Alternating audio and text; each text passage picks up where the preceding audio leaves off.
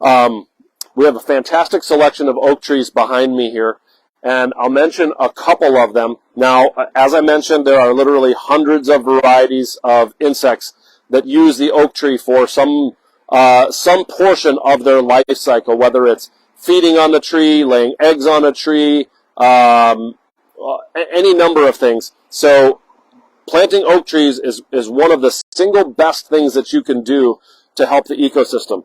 But of course, you can get some great shade and some great color and some really good interest out of these oak trees as well. One of my favorites is this big one right behind me here. This is a swamp white oak, and I want to point out a couple of things. One, I absolutely love the bark on swamp white oak. The bark is going to have sort of a mottled or two-tone appearance to it.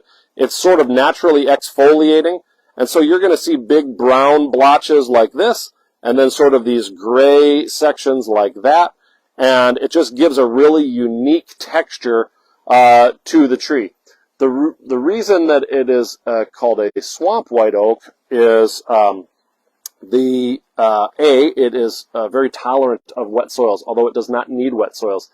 Oddly enough, it happens to be exceptionally drought tolerant. Back in 2012, we had a pretty severe drought here in northern Illinois. And I remember going to a park in the neighborhood that we were living in. And this park was a newer park. It was maybe 10 years old. So it used to be a cornfield. They built a subdivision, put a little park there. And I mean, this was like, this park was like the Sahara Desert in the summertime. And all of the trees, by like August, had pretty much lost all of their leaves because it was a drought.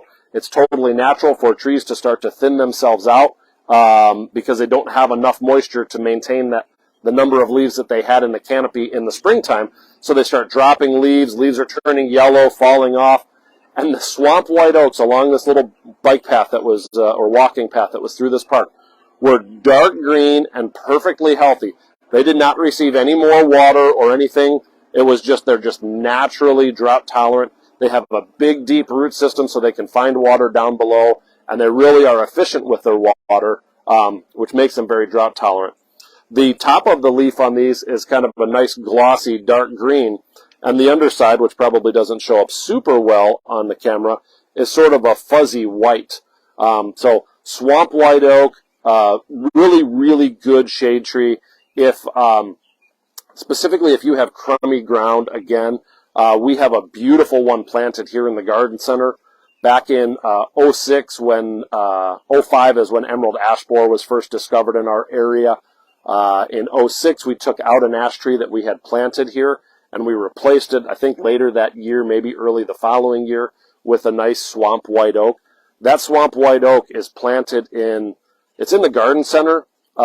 There's gravel, and it's, if you look at the ground, even right here, you can kind of see in our little roadway here, sort of the ground around here. Well, that's more or less what this tree is planted in. And when I tell you that tree has thrived, I would say that as an understatement. This tree is incredible. And oaks get a bad rap for being slow growing. Come by and take a look at this tree. While they may not be as fast growing as that elm that I was mentioning before, if this tree was planted in 06 or 07, that's what, 15, is my math right on that? Yeah, 15 years, ish ago. This tree is exceptional right now. So in 15 years, we have gone from, again, something like this right here to this big, beautiful, 30 plus foot tall, 15, 18 inch diameter trunk. So, we didn't do anything special with it, believe me. I mean, trees around here, it's kind of like the whole cobbler's kid sort of thing. I mean, we get some trees planted. We're good about that.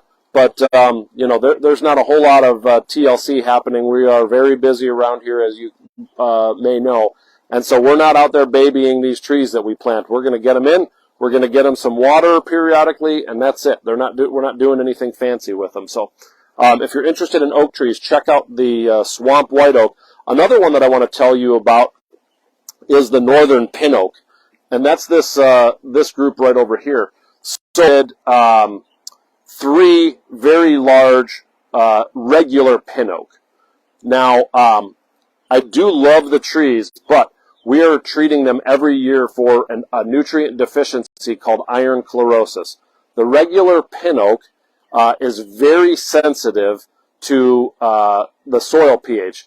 And when you have a high soil pH, that can be very problematic for pin oak.